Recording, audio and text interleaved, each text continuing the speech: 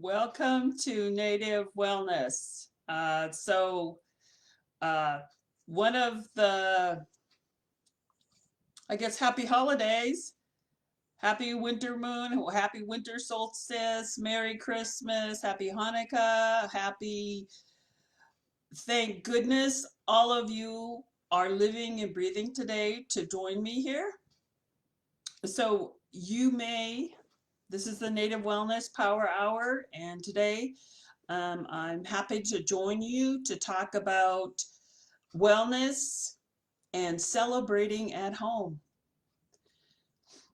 So you may hear a ping in the background, and usually I have my workshop more hidden, but sometimes when you're in an Indigenous woman's workshop, you must be mindful where you're stepping. So anyway, I'm I'm actually in a portion of where I do all my creative projects. So in my creativity and my artistic, whatever. So there you hear the ping. So I need to bear with me, please.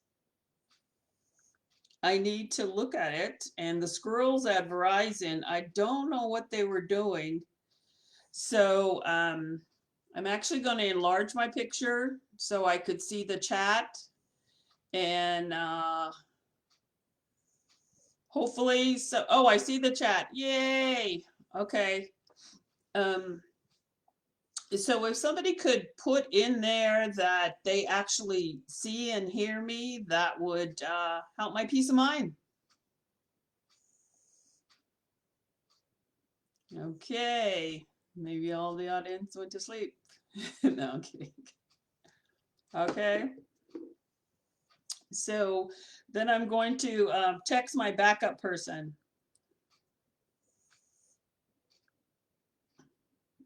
Please indulge me.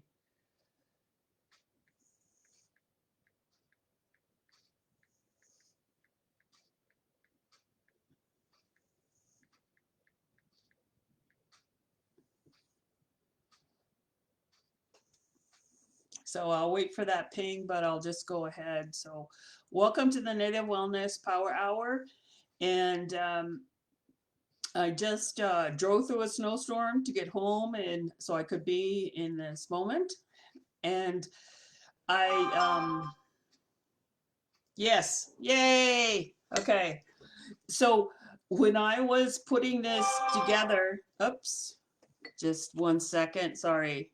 Um, Let me put this on silence. Okay, there we go. Um, when I was coming to talk to about during this, the days and weeks that will follow from my share on the Native Wellness, I had been thinking about how, um, like all over the United States and Canada. Oh, wait, let me put my messaging out there. There. Um, I had been thinking about uh, those that English orders that a lot of our communities are under, including mine, that stay at home, stay at home, stay at home, stay at home, and how I could, in my own home, turn that into and with my own family and with my cyber family or my connections out there in the galaxy, how I could really be mindful about this time of year. And one of the things that I have was thinking about too was also that, you know, um, the pandemic's affected a lot of things. You could concentrate on, yes, you're not with the normal people. Yes, I've had friends that could afford it, that, went to warm places during this time from the cold north. And they were lamenting that they could not go and do that. So you could do that. You could focus on those, and you need to acknowledge those. You need to make those what you had to put aside, expectations, plans, seeing your close relatives or your close friends, your family of choice, your accidental family, because I have a lot of relatives that during the pandemic, they have ended up on different sides of the borders and in communities where they had no intention. So they're like your um, gifted family during the pandemic, or your gifted partner, or your gifted housing. Maybe you just thought that you were hiring a roommate that could pay the rent on time, and there you are. You are now in a tradition where it really doesn't matter where you came from, that all cultures have a form of meeting the days that are going to come ahead of us in this time we're in. There are beautiful transitions that are laid out because you respond to the changing earth. There are stories that are told when the snow hits the ground. There are, you know, uh, many cultures. So, and we live in the age of technology. Okay, so I just wanted to check to make sure that I was actually, you know, what I'm seeing on my monitor. This is kind of like, right, the technology trickster sometimes runs rampant over you know, the waves. And I really want to talk about that concept of that some things during this time you step carefully. Maybe in where I live, maybe in the rest of the year you can just run with abandonment. But here, once the temperature drops, then you have to be mindful that, yeah, we had a 65-degree weather day yesterday, but today I drove through a snowstorm. And so we are, in a way, coached by the earth to be mindful during this time. We're coming up on, the solstice, and we're also coming up on a lot of teachings about what that means, what the configuration in the when the stars come together in the planets, and what they display to our human eye on Earth. So we're coming up on a very special event on the 21st. It has many things in it. There will be things, certain constellations of alignment of planets and stars that, I don't know, I wasn't alive 800 years ago, but they said it's hasn't happened for 800 years. And and then we're the solstice, where there's many, many teachings about what that means in our cultures. And now as we turn towards a time where the nighttime, the moon has had longer, if you want to say, has had longer grace over us. Now we're moving towards where we start to return to where the sun has longer grace over us during our waking hours. And in many places on earth, that is marked. Many cultures have, ancient teachings. I always like to say that when we talk about these yearly consistent calendar changes, that our stories, our teachings, our wisdom are older than any current geopolitical body. Or, I like this message in shorthand things, older than America, and uh, for me, that is what keeps me stable during this time, and how I maintain my wellness, and that I have to tend to it. Um, my sister who lives in one of my sisters who lives in a warm climate said, "Well, what do you need?"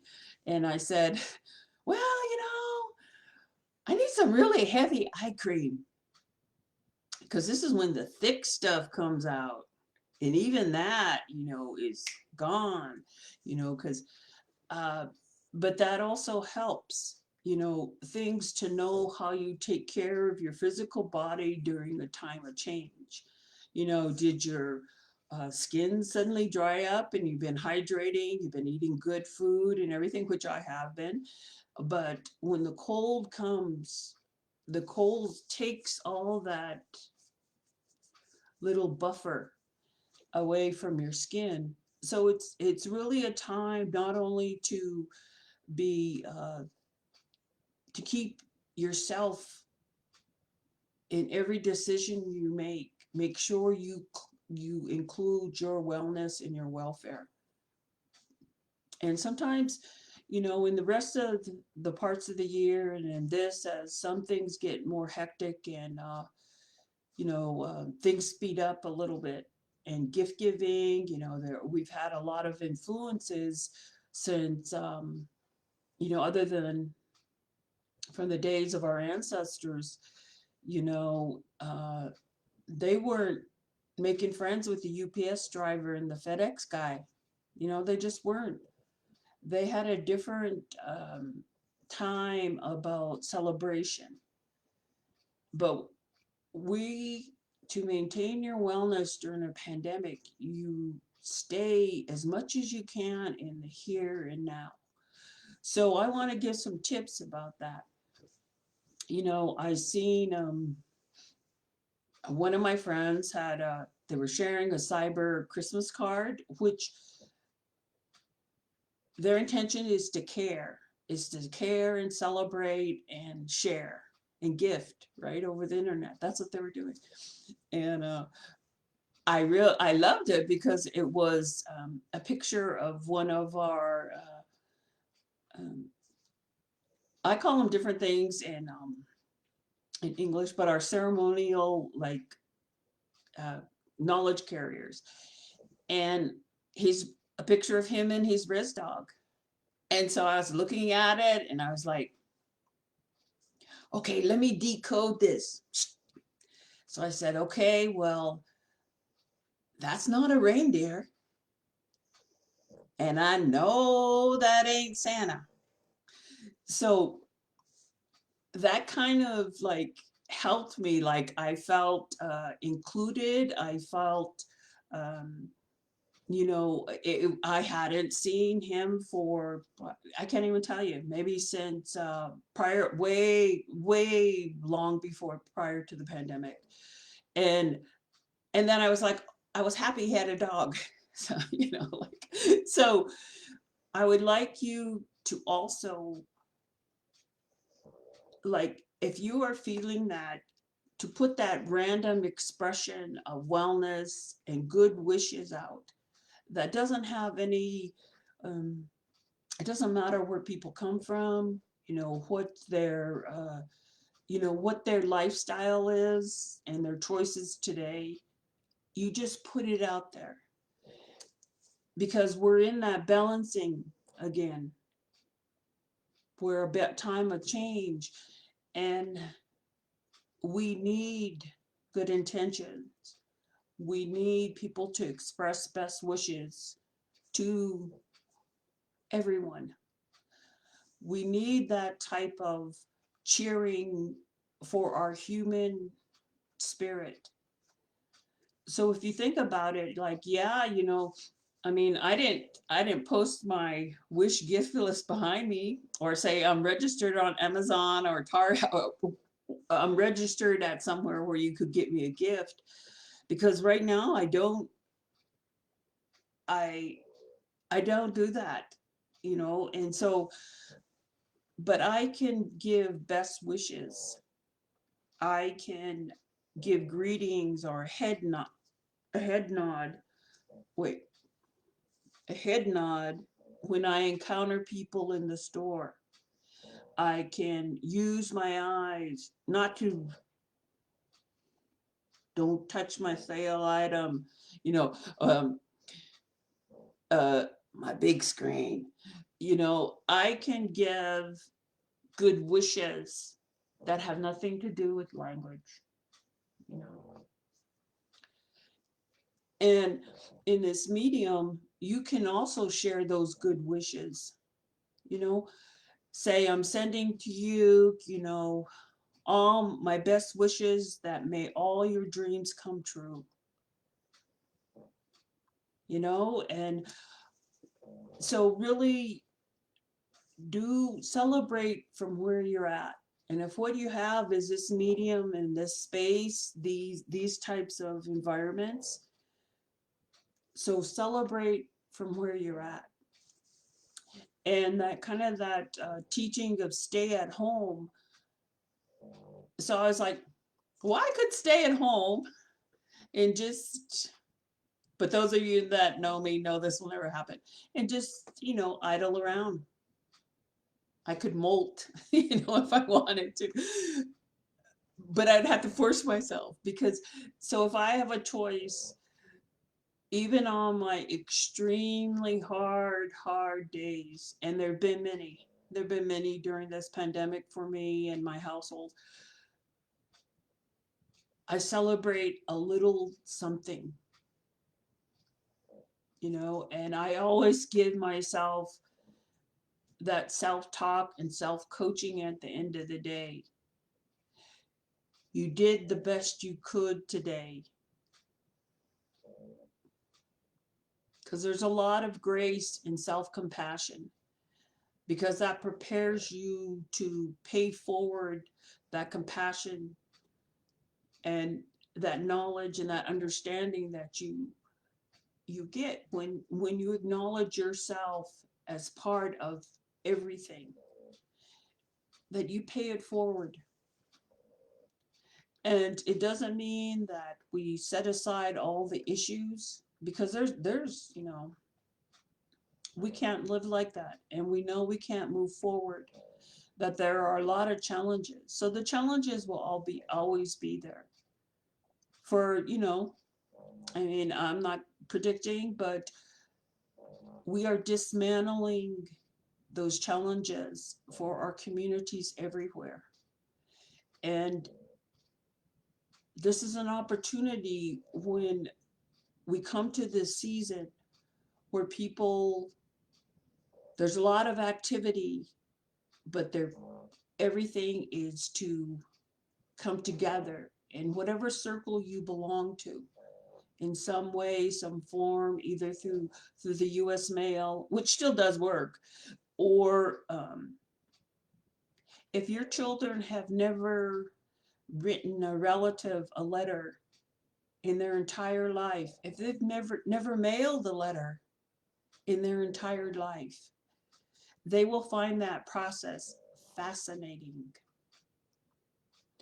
And if you know a little person, a child, if you know a little person somewhere, you may be, if you send them a greeting in the snail mail, you may be the first person in that little person's life that ever writes them something they can hold, that you put together with good intentions, with best wishes, with love. And those things matter. So it's those, oh, now my dog is snoring, so you might hear her.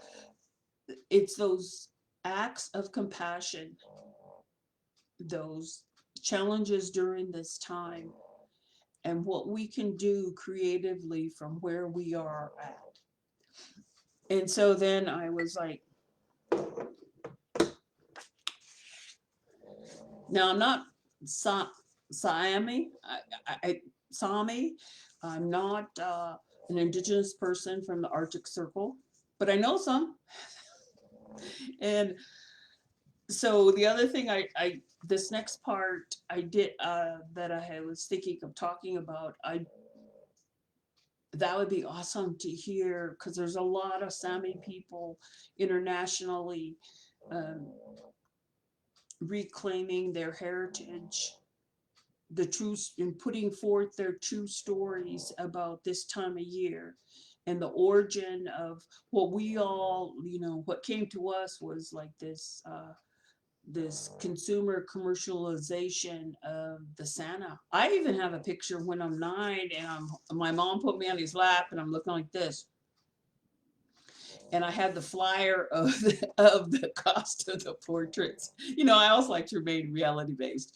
But so I had put a post on social media, and then one of my sisters in Dr. Esther Tailfeather said, I had asked, is Santa indigenous? And well, yes, the origins are. And they're from very specific cultures in the Arctic region. It's no accident that he has reindeer, because he comes, those thoughts, those commercialization that we now know, you know, we want to be parading down the streets of New York in a sleigh, right? Um, you know, in creative environments, sometimes there's a thing called suspension of disbelief. So America all joins in that Santa will be in a sleigh, you know, coming down the street in New York at this time. But when we look at that, the origins of that, you can still hear the whispers of what those teachings were. That what brings us together, the reindeer brings some people together. What brought my people together was the winter time of our bands, you know, coming together, our clans, whatever English word you want to use, um, coming together, and with the leader of those determining our encampment. And we came together during this time, but we also traveled, but we came together at this time. So it was whatever brought us together. So whatever has brought you together in the pandemic, whatever your living situation, your, you know, your status of, you know, with all the relationships in your life, what is that is bringing you together, that you have an opportunity now, and when under the stay at home and keeping people safe, you know, committing to that. This year it's my lodge that I will be staying in. This year it is my camp that I will be tending to, because that's also, I think, one of the emerging lessons from this time is that people are again focused. We've slowed down, especially Indian country and First Nations, you know, indigenous world. We've slowed down because we were beginning to be very influenced by the movement, and the static of, we were asked to hop on fast moving trains, planes, and automobiles. You know, we've even been asked in Indian country. One time I was thinking about this with my grandparents, that my grandfather, who lived the longest out of all my grandparents, my grandpa Sam, one day I was thinking about this, is when he was a little boy, he negotiated and lived through the first automobile, so horse and wagon, horse and buggy, horseback, foot. He lived through knowing what it was when the first car came to our community out here on this side of the reservation. He lived through everybody having a car, and even him, he had several cars. And he lived through some life-changing technology events. And I always thought, oh, I should have asked him, what did he think of when, not just the first TV set that I like, but what did he think of when he seen the first microwave oven? Like, they were asking him, this oven that heated up through different types of, thermal heat sourcing, or, some other generated incineration type of heat sourcing. Now they're saying, see this thing with imaginary waves? We want you to consider this an oven. And so he lived through seeing a human being, regardless of what you think, walk on the moon. And what kept him moving forward as the person he was he was also of that generation that had grown up. He had a great mother-in-law. So not only when he married my grandmother, not only was her mother, the grandmother was alive. So that was his great mother-in-law. And he grew up with her, Matsika, that means hide scraper. So she was his knowledge, and all the old people that raised him, they were his knowledge. They still carried those stories from the Buffalo days and from times before. So he grew up with that. So he negotiated all these things, and you could, when you talk to people who have stories about him, and my memories of him, I didn't think of him as, you know, non-Niswitipi. That's how he negotiated all of those great changes that came when we had the catastrophic flood here and we lost many people, and my uncle and aunts and some of my cousins. And he negotiated past that because he was bolstered with that. So I'd like to acknowledge that there's a gift during this time when, if you sit in stillness and you think about the love that you have for the ancestors that you never lived with, that love is enduring and you can feel it. So that's like one centering thing. You find a place where you can sit in stillness and you can really focus on thinking of how they loved you. Because that's why we're all here today. So the way I look at like how everything and how my life is, I'm here because my ancestors love me. So if in this current moment you're maybe living by yourself, or maybe you feel lonely within the group of people, because we've all had great losses in our community. And when the movement prior to this made connections where we love people that are not from our tribe, not from our community, we love them, their skills, we celebrate because they helped everybody. Or their initiative, their, if you want to say, trail-breaking behavior of the older living members of our living generation. It's like that Star Trek thing, they went beyond and they did it without fear. They went beyond those artificial barriers of oppression. And it's like our awakening moment. We are very privileged right now in the living generation for those people that they were the first somewhere. If you're enjoying hotel points and air miles and a seat at some federal table or state table, county table, that chair was warmed up for you by somebody. And you can bet that person didn't sit there wanting to defend lateral oppression. They were sitting there because they had been held in the lap of the ancestors, in the ancestors' dream that we all lived during this time. And so why shouldn't we pay that forward?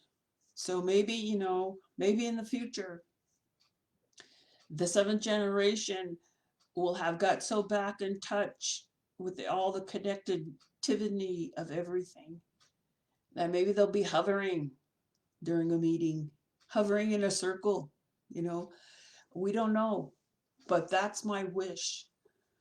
And so sometimes I express that wish out loud, and, you know, you, the seventh generation, 140 years now, if you catch this cyber wave somewhere and you're deciphering it, I love you and I want you to end every day knowing you are the blessing, you are our dream. And you other one of the seventh generation, I want you to know we did good. We tried our hardest. And your life is a gift, but it's also a dream. Because I want them to find those things. I want them to find holiday cards on here and they'll say, this was back before they implanted a database and extra data pack in our head, or something like a Johnny Mnemonic, Keanu Reeves movie. Anyway, I want them to find those things, because what you put on here, this digital footprint, is going to exist. It continues to exist as long as there's a grid and a power source after that. Because we're in a very wonderful, creative time for people looking how we can tidy up our home, the earth that we live on, how we can rebalance. And so during this time is really that time to acknowledge that we're all connected. Even if you didn't pay your internet bill and you're off for a month, you come back and first thing, like, oh, I love it. Like, it's kind of like, on Facebook, you come back and somebody types, I'm back, or I seen on another social media platform, somebody put, okay, I paid for a month of a streaming TV commercial streaming service. I got a month of such and such. Give me some good movie suggestions. And this digital footprint, it's here far beyond the life we're going to live. So I do that. Because I know the galactic message, that sound, that voice, it lives on. And I also, one of our great chiefs, leaders of the past,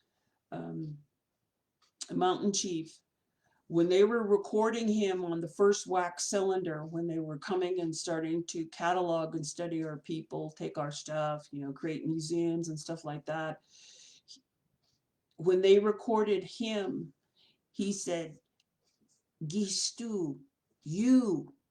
He wasn't talking about them, those the people who came to record him. He was talking about me. You listen to this part. And so this morning, I had many things to do before I sat in this chair. And Kevin, Kicking Woman, on social media, one of our people that is being laid, his body is being taken lovingly care of today by his family for his journey, so he can go on, his spirit can go on. He talked about all the beautiful things that one man and one family, a circle of relatives, had helped him with. And when I read that, that's also how they treated me. They treated me, they helped me, and just to know, I felt like,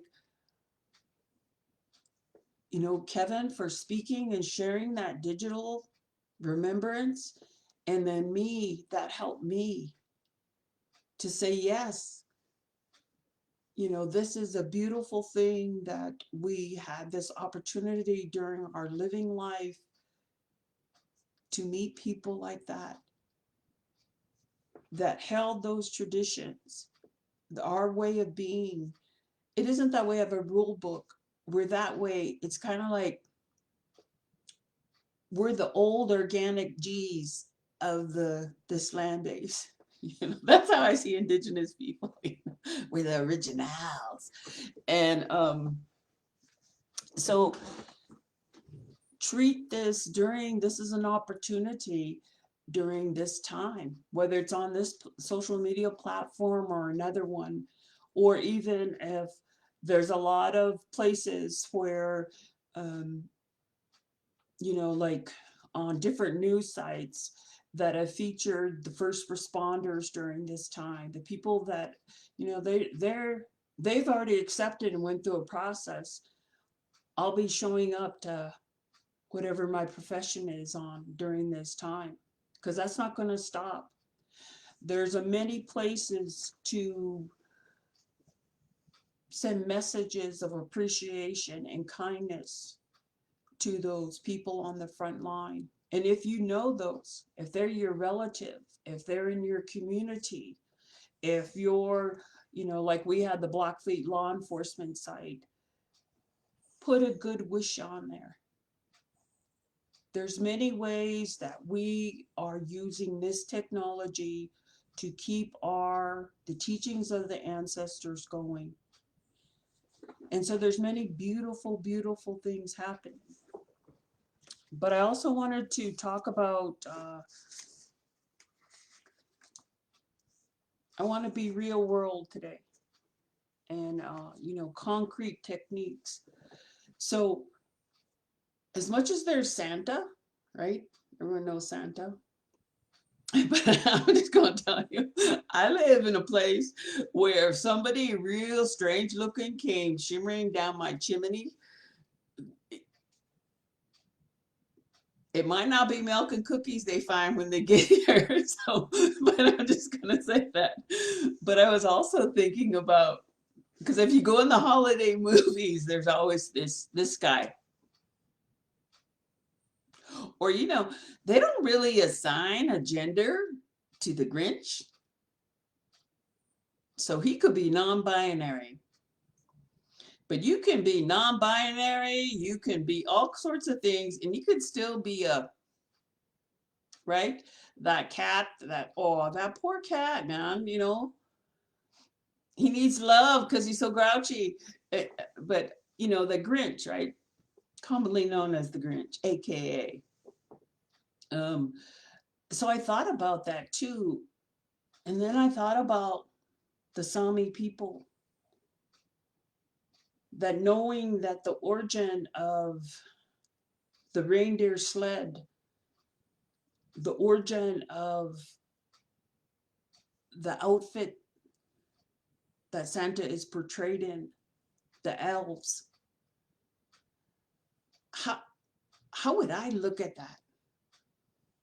How would I look as an Indigenous person to see? And to me, really, the Grinch is,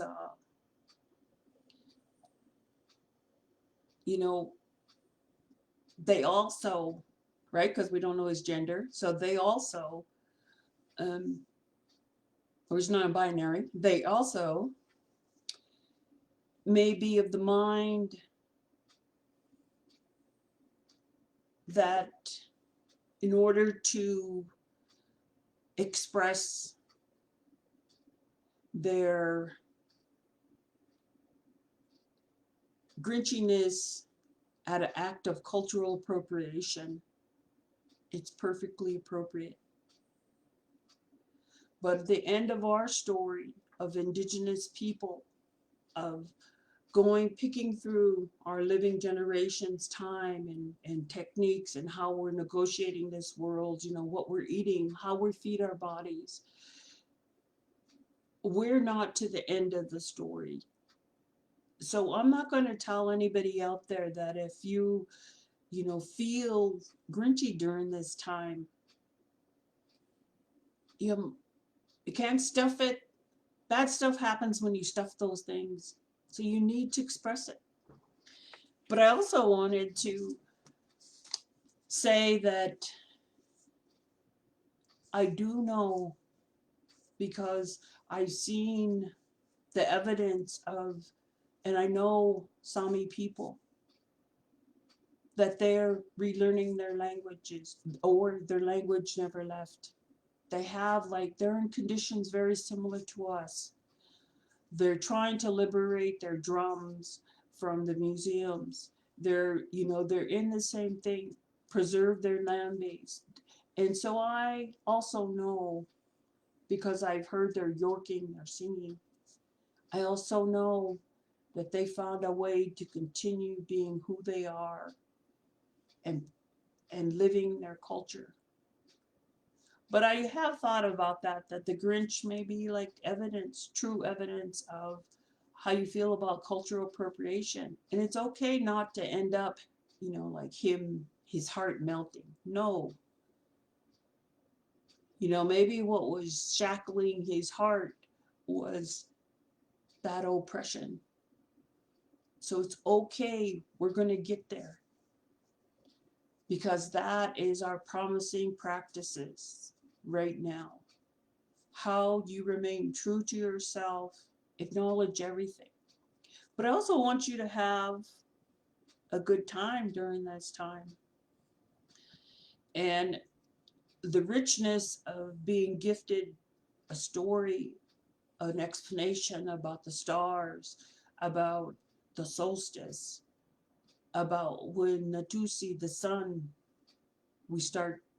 comes back, when the balancing changes, and we take the knowledge from when the moon, when the dark, when we were under the grace of darkness, we take that knowledge and we move forward. And so sometimes when I had a feeling, like some of my close friends / call, I don't think of them like in those, what they did for their job. I felt, they were all on your 24/7. We're all indigenous. That's our real career. But I knew that I may never, at the beginning of March, when I was traveling home, I knew I may not see them for a long time. And I had been telling myself this: no matter what, you must survive the pandemic and you must keep moving forward. We must go forward in a good way. So I want to give you a life skill lesson right now for during this time. So let's say during this time, things might get a little hectic, because it's almost like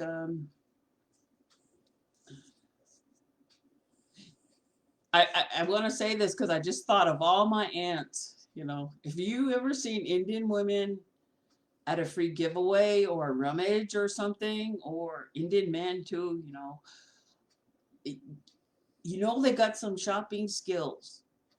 They can hunt and gather like nobody. And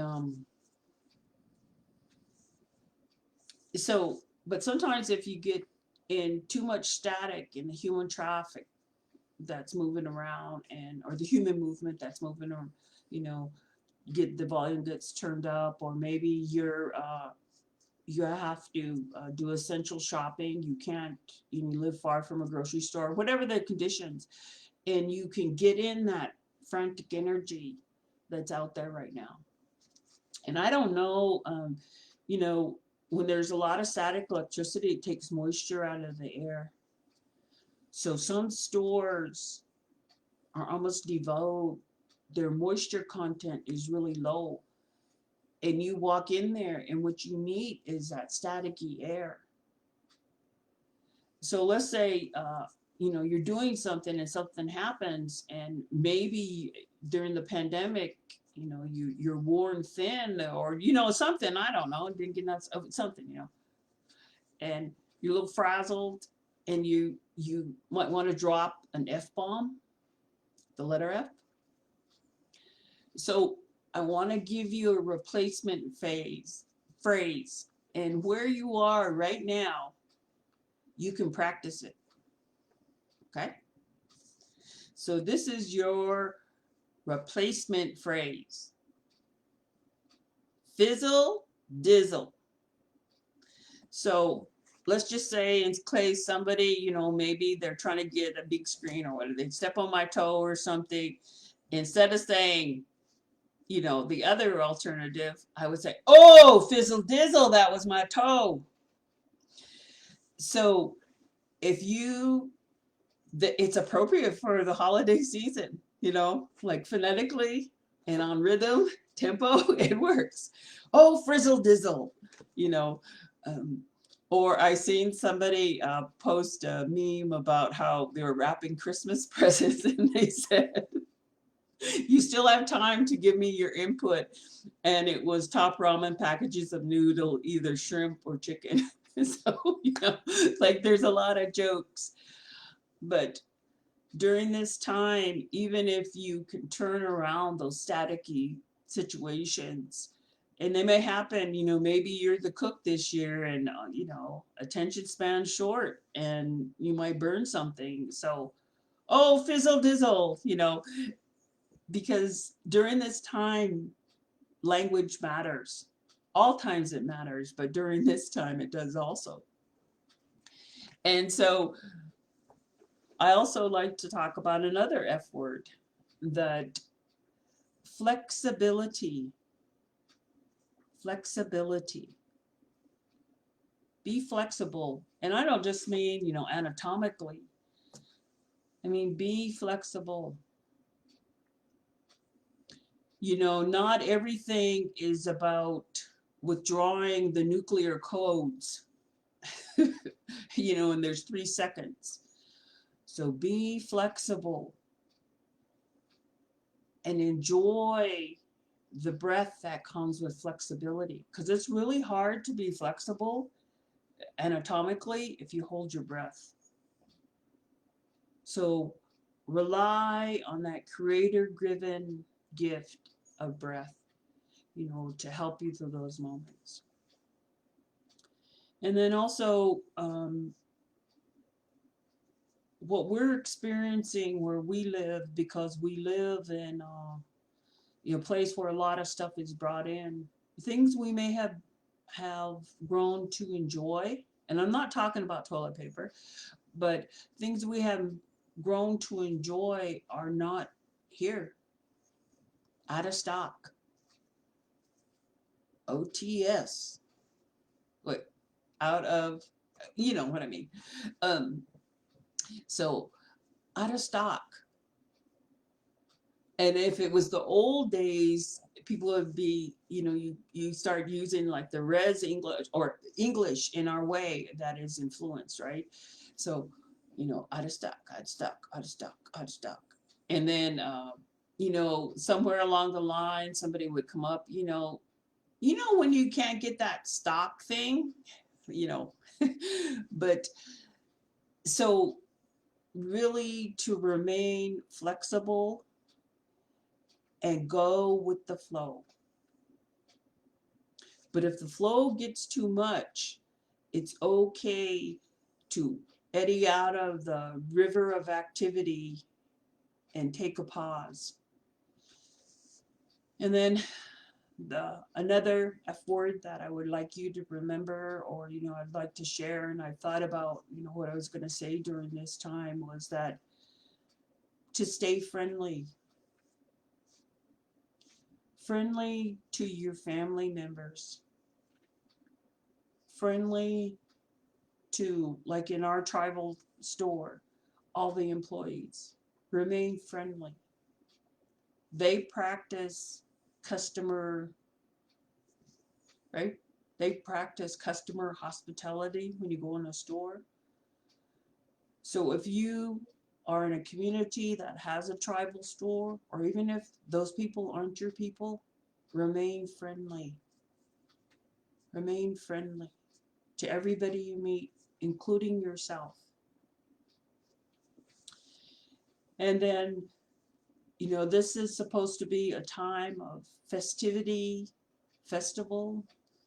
There were things where in some of the rural communities, but in all communities, there would be the Festival of Lights, and people could like walk in neighborhoods, large crowds. People were vending, hand to mouth to people. There were different stuff like that. And those right now have to be set aside for everyone's safety. So we all move forward together, which is also another word. Contribute from an action today of friendliness, compassion, and ways to celebrate festivities. Because if you drop that in the emotional lake of the world, those ripples are going to go out. And I have faith in indigenous cultures, the practices of generosity, because I've been a recipient of it. I've paid it forward. But also, if you are the person that maybe in your family or a community, they say we need a party and everyone looks to you, or maybe you're the only artist in the family and, oh, we can't afford to buy gifts this year, everyone looks to you. It's okay to teach other people skills during this time also. And I've seen many creative ways of families, communities, accidental pandemic families, partnerings, relationships, or whatever you want, however you want to say, but it's a human relationship where people come together and they find a way to celebrate. So use that creativity to use what you got, where you're at, to celebrate. And remember, I'm not trademarking this, I'm not copywriting it. So if you need a drop of fizzle dizzle at this time of year, you do it. Because you need to move forward. And sometimes you have to drop a fizzle dizzle in order to remind yourself to move forward in a good way, to be good to others and good to yourself. And really my wish for every household, it's much like, the teachings I've received, but also really the gifts I've received. What I was thinking about this is that ever since I arrived on earth, right, ever since my birth, somebody was caring for me. Some of it was a living generation, but even my creation,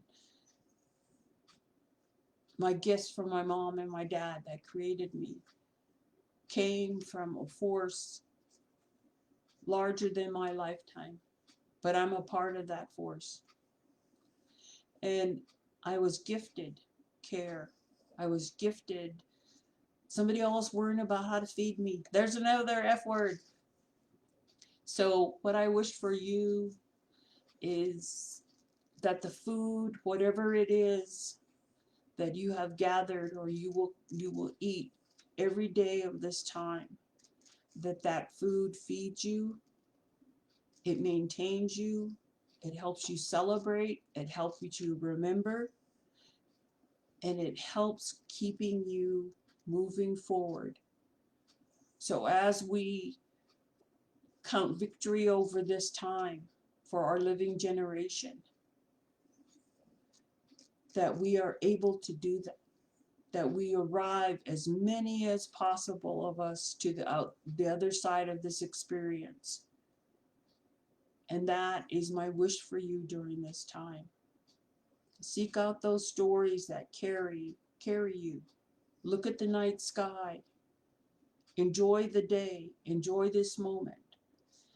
So that's my wish for you.